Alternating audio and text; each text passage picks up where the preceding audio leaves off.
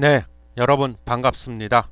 자, 오늘의 선정 종목은 두둥 셀트리온 헬스케어입니다. 제가 지난번에 한번 그 영상을 만들어서 업로드 시켰는데요. 오늘은 제가 AS 차원에서 다시 한번 좀 현황에 대해서 점검하는 시간을 가져볼까 해서 이 셀트리온 헬스케어를 선정을 해봤습니다. 지금 그 일단 현황을 보면 알려진 바에 의하면 이 12월 15일자 기사인데요.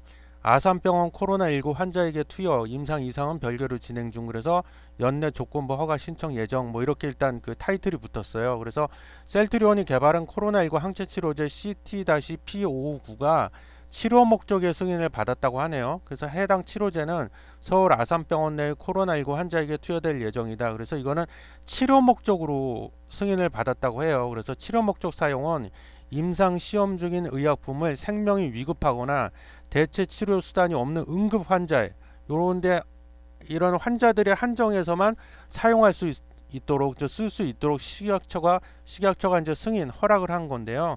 병원, 의료원 등에서 환자에 투여할 약품을 식약처에 신청해 안전성을 검증을 받은 후 사용한다 이렇게 되어 있습니다. 그래서 이거는 일단 그 치료 목적으로만 일단 승인을 받아 놓은 상태고요. 그 다음에 아시겠지만 이 셀트리온 삼형제가 있잖아요. 셀트리온이 있고 셀트리온 제약이 있고 셀트리온 헬스케어가 있는데 이제 주 개발은 셀트리온에서 한다고 봐야겠죠. 항체 치료제 개발, 판매, 뭐 제조 이런 거는. 그리고 그 셀트리온 헬스케어는 그래서 이 약이 이제 나오고 나면 치료제가 나오고 나면 이거를 이제 셀트리온 헬스케어가 해외 쪽에다 판매를 담당을 하고요. 전담을 하고요.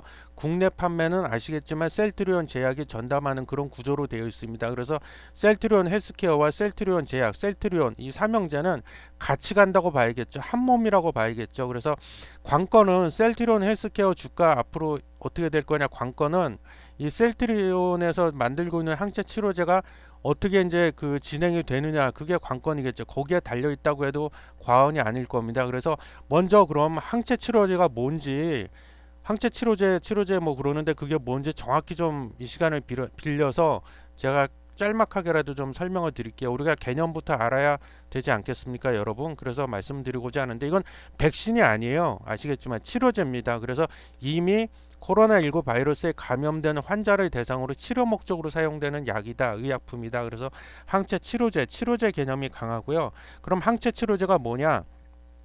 말 그대로 항체를 이용해서 이제 치료를 하는 건데, 그럼 항체가 또 뭐냐?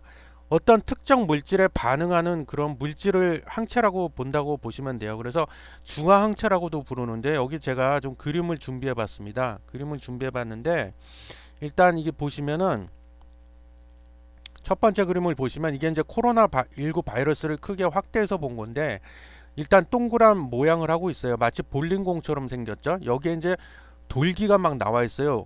우둘두툴하게 막 돌기가 요거는 이제 스파이크 단백질이라고 하는데 이 원리가 어떻게 감염이 되냐면 요 코로나19 바이러스가 우리 몸속으로 들어오면 이 세포에 접근을 합니다. 그래서 세포에 이렇게 쭉 접근을 해요. 접근을 해갖고 세포막을 뚫고 세포 안으로 들어가서 자기 복제를 해갖고 이제 세포를 결국 감염시켜서 다 죽게 만들고요.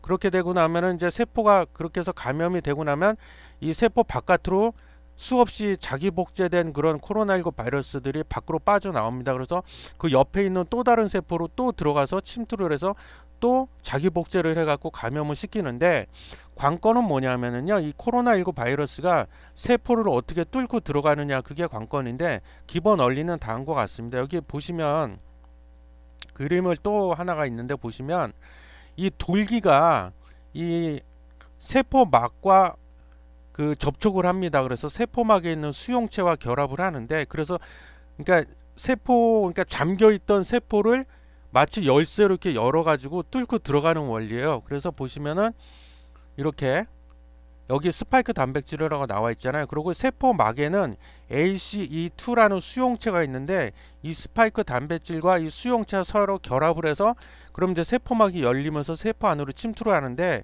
이 항체가 뭐냐면은요. 우리 몸 안에 그 B세포라는 게 있습니다. B세포. 이게 면역세포의 한 종류인데 B세포에서 항체를 만들어내요. 그래서 그 항체를 다른 말로 중화항체라고 그러는데 왜 중화항체라고 하는지는 이 바이러스가 이제 독소를 내뿜거든요. 우리 몸 세포 안으로 들어오면 마구마구 독소를 내뿜습니다. 자기 복제를 동시에 하면서 그와 동시에 또 병행해서 독소를 막 내뿜어요. 그럼 우리 세포가 결국 죽게 되겠죠. 그 독소 때문에. 그래서 그 독소를 좀 약화시킨다, 중화시킨다. 그래서 중화항체라고 이름을 그렇게 붙였고요.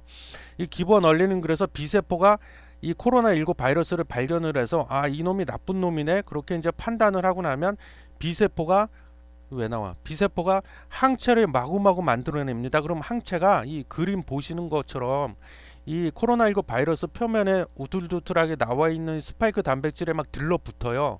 그리고 그 중화 항체의 모양은 대략적인 모식 또는 영어 알파벳 Y 아시죠? Y자 모양을 띠고 있습니다. 그래서 이 스파이크 단백질의 돌기에 이 항체가 마구마구 달라붙어 갖고 그렇게 되면 어떻게 돼요? 얘가 이 세포막을 뚫고 들어가려고 해도 들어갈 수가 없어요. 왜냐하면 여기 보시면 이렇게 Y자 모양으로 돼 있잖아요. 초록색. 이게 다 중화항체인데 이 중화항체가 이 스파이크 단백질에 달라붙어 있기 때문에 이게 그 접촉이 안 돼요. 세포막에 있는 수용체와 접촉이 불가능하기 때문에 이 바이러스가 우리 몸 안에 세포 안으로 들어올 수가 없다는 겁니다. 그런 식으로 해서 이제 치료제를 만드는 건데 그게 이제 항체 치료제예요. 항체 치료제. 그렇고 그 기본 원리는 그렇고요. 그래서 아까 그 뉴스로 다시 돌아가면은 이거는 이제 치료 목적으로만 그 사용 승인이 된 거고 제가 그 셀트리온 담당자 IR 담당하시는 분하고 직원분하고 제가 통화를 해봤는데 그분 말씀을 제가 그대로 전하자면 이렇습니다. 그 치료 목적 승인과는 별개로 지금 임상 이상에 일단 들어갔대요. 들어가갖고 그 환자들 대상으로 이 항체 치료제를 투여까지 다 완료를 했다고 합니다. 근데 항체를 그 치료제를 투여를 하고 나면 바로 임상 3상, 임상의 마지막 단계 3상으로 넘어갈 수 있는 게 아니고요. 치료제이기 때문에 그러면 이게 결과를 봐야 되잖아요. 이게 얼마나 효능이 있는지에 대해서 그거를 좀 결과를 봐야 되는데 그러기 위해서 이 항체 치료제를 투여받은 그 환자 그 사람으로부터 혈액을 뽑습니다. 우리 피 검사할 때 정맥조사 나서 피를 뽑잖아요. 그 피를 뽑는 과정을 3번에 걸쳐서 피를 뽑는다고 하네요. 그래서 그게 보통 언제쯤 피를 뽑아내냐면 그 항체 치료제를 투여하고 나서 약 28일 그러니까 대략 한 달 정도 경과한 후에 피를 뽑는다고 해요. 그래서 물어보니까 아직 피를 뽑지는 않았대요. 아직 28일 한 달이 경과가 안 돼서 그래서 그게 대략 언제쯤 그럼 피를 뽑을 수 있을까요? 했더니 그거는 담당자분 말씀으로는 아직까지는 저희도 구체적으로 지금 단계에서는 그 언제쯤 피를 뽑는다 이렇게 정확하게 날짜를 얘기할 수는 없다고 하네요. 그렇고 그래서 이제 뭐 조만간 뽑겠죠. 한 달 지난 후에 3번에 걸쳐서 피를 뽑는다고 하니까 그래서 그게 피를 뽑아서 이제 결과를 확인하고 아 이게 효능이 좀 있다 치료제로서 효과가 있다 싶으면은 그때 이제 그 식약처에다 긴급 사용 승인을 신청할 예정이라고 하네요. 그래서 그게 그럼 긴급 사용 승인이 대략 언제쯤 신청할 예정인가요? 했더니 뭐 상식적인 얘기겠죠. 뭐 이게 피 검사를 해서 그 결과를 봐야 하는데 그 결과에 대한 그 검사하는 일정이 아직 안 잡혀 있기 때문에 이 긴급 사용 승인 신청 날짜도 정확히는 지금 단계로서는 알 수 없다고 하는데 제가 그 느끼면서 그냥 받은 느낌 통화하면서 받은 느낌상으로는 내년 1월 달이나 2월 달쯤에 이 피 검사한 결과가 나올 것 같아요. 그래서 효능이 어느 정도 입증이 되면 그때 이제 식약처에다가 긴급 사용 승인을 신청을 하겠죠. 그래서 관건은 이게 이제 임상 이상을 위해서 그 투여한 그 환자들의 혈액을 채취해서 피 검사 결과가 그게 이제 어떻게 나오느냐가 관건이겠죠, 물론. 그래서 그거는 당분간 좀 지켜봐야 될 것 같다는 생각이 들고요. 그다음 마지막으로 주가 관련해서는 어떻게 하냐? 아까 서두에도 제가 말씀드렸지만 이 셀트리온하고 셀트리온 헬스케어하고 셀트리온 헬스 그 제약은 삼형제라고 부른다고 했잖아요. 그 말의 이면에는 뭐가 있겠어요? 같은 몸이야, 한 몸이기 때문에 주가가 다 동일한 방향으로 같은 방향으로 움직이겠죠. 그래서 제가 지금 오늘이요 날짜가 2020년 12월 17일이고 오후 4시 14분인데요. 지금 시각이 오늘 그 셀트리온 헬스케어 종가를 보니까 15만 8,800원이 됐어요. 그래서 0.13% 정도 상승으로 마감이 됐고요.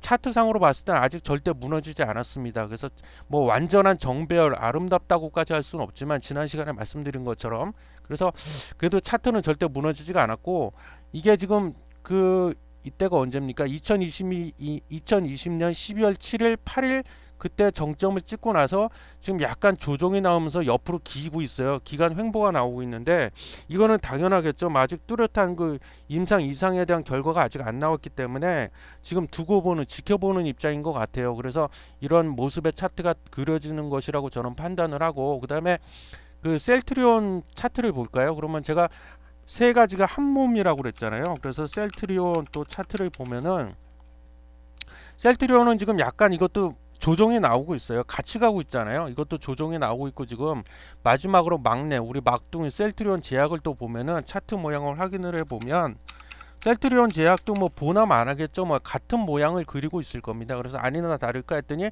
계속 또 횡보 중이잖아요. 그래서 이 삼형제가 지금 차트의 그 모습이 다 대동소이 비슷하다, 유사한 형태를 띠고 있다 이겁니다. 그래서 그 결론으로 말씀드리면, 제가 지난 첫 시간에 뭐라고 말씀드렸냐면, 셀트리온 헬스케어 그 신규 매수를 생각하고 계신 분은 지금 뭐 들어가도 상관없을 것 같다, 단 몰빵만 하지 마시라 제가 부탁을 드렸던 거고, 제 기억에.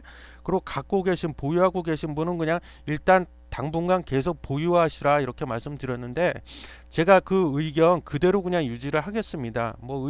계속 그 의견을 유지할 수밖에 없죠. 아직 임상 이상에 대한 결과가 나오지 않았기 때문에. 근데 조만간 나올 것이 분명합니다. 그래서 제가 IR 담당자하고 통화한 내용을 그대로 전달을 해드렸고요. 도움이 되시라는 측면에서.